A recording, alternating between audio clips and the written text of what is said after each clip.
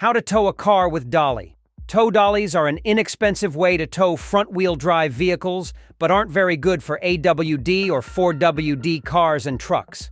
For those types of applications, a trailer is the best way to tow. Welcome to our YouTube channel, Auto V Fix. We bring you exciting topics about automobiles and provide clear explanations of car-related issues and essential components. We share helpful and professional tips to help you maintain your vehicle. Keep watching to learn how to tow a car with dolly.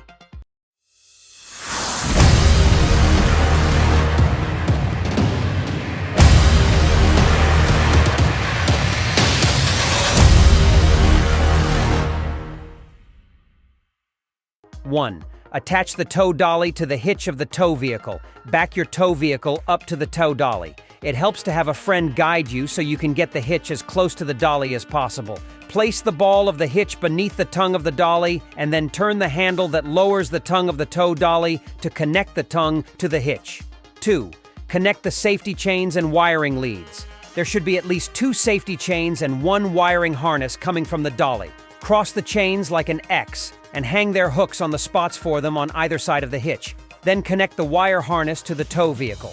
3. Line up the tow vehicle, dolly, and broken down vehicle on level ground. Back the tow vehicle and dolly up to the nose of the broken down vehicle so it can roll straight forward to put its front wheels on the dolly. 4. Drive or push the broken down vehicle onto the tow dolly. If the vehicle runs, put it in first gear or drive and accelerate slowly to get the vehicle up onto the dolly. If it doesn't run, ask some friends to push it while you steer and work the brakes. Once the car's front wheels are up on the dolly, use the brake pedal to slow it down so it can't go too far forward. 5. Strap the vehicle to the dolly using the wheel straps. Tow dollies come with wheel straps that go over both front wheels. Pull them over the top of the tires, then use the ratchet mechanism to make them as tight as you can. Then connect the safety chains to the vehicle's frame. 6. Disengage the parking brake in the broken down vehicle. The rear wheels need to turn freely in order to tow a car using a dolly. Make sure it is not engaged so the wheels can spin freely before setting out. 7. Double your expected braking and acceleration distances while driving. Once you start towing, remember that it will take an average of twice as far to stop, slow down, or accelerate than it normally does in the tow vehicle, loading a car on a trailer. 1.